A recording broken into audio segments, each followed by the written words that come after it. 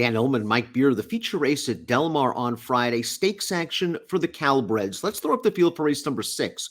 The real good deal stakes for you. $175,000 is the purse. We have a field of 7 going 7/8 of a mile. The number 1, the chosen Vron, is the deserving favorite on the morning line at 6-5.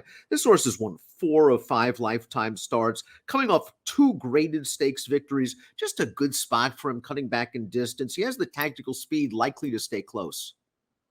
Yeah, it's just a lot to like about him. He's way the horse to beat in here. Made very few mistakes. Cutting back in distance is actually probably supposed to be a positive for him, Dan. They definitely have this horse to beat.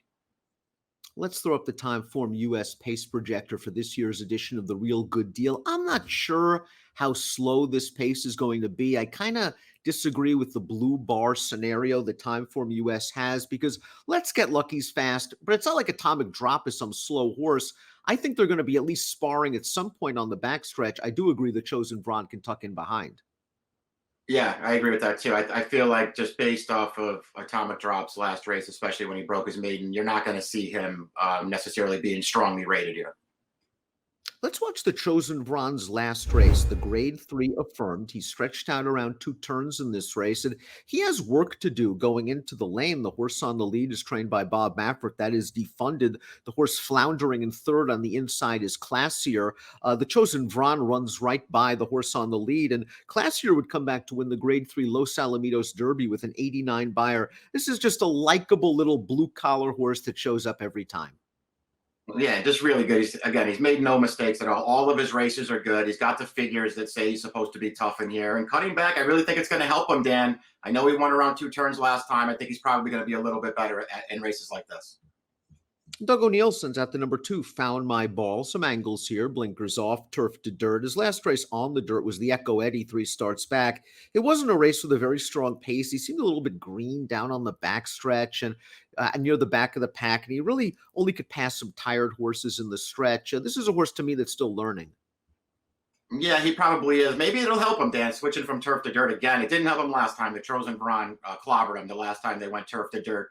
And sprinted this horse. So we'll see if he can take a step forward. He's never gotten back to that maiden win, which was pretty impressive back in January. Top Harbor was a stakes winner sprinting at 2 at Pleasanton. He returned to Pleasanton for the race we're going to show you right now, the Oak Tree Sprint. Now, keep in mind, he's the only 3-year-old in this race, and the winner of this race, Law-Abiding Citizen, is a multiple graded stakes winning older horse. So this is a good field that Top Harbor is up against. We see him rallying into it. He's still on his left lead at this juncture, but he tries real hard, and I thought this was a solid performance, Mike, as the only 3-year-old in the race. He is the kind of horse that is a one-run sprinter. He needs some help up front. Yeah, we'll see if he gets the setup. According to the pace projector, he's not going to. So we'll see if they're right about that. He took a big step forward last time, and it feels like when you watch it, Dan, we just saw the stretch run. If he would have run in a straight line, he might have gotten there. His rider had his hands full just trying to keep this horse straight in that race, and he just came up short. Boy, if he catches some pace, I expect him to be there at the end. Atomic Drop put it all together last time out, moving from turf to dirt to graduate in this race at Santa Anita, going 3/4 of a mile. He broke really sharp, and then he was immediately threatened by the odds-on favorite Thrive. Well, that didn't bother Abel Cedillo one bit. He moved his hands. Atomic Drop went on with it. He battled Thrive into the ground, and he kept right on going. I like the way he finished this race off, and I wonder if he's kind of a now horse right now, a horse that's just improving at the right time. Yeah, I think he might be. I think he's a dangerous horse for the favorite to have to run against based off of that win right there. And that was a really impressive win. Phil D'Amata, I know he's struggling, I guess, right now with this Del Mar meet, but man, does he have big numbers with last out maiden winners too. I think this horse is going to run well right back.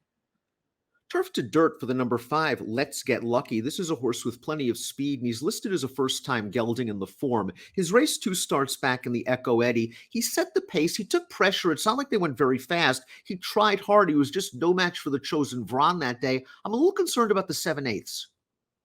I'm concerned about the distance. I'm concerned that he's not going to get loose like the pace projector thinks is possible in here. And then, he's just a horse who at this stage just has to improve. He's 8-1 on the morning line. If you like him, I think that's a very fair price. I didn't like him that much.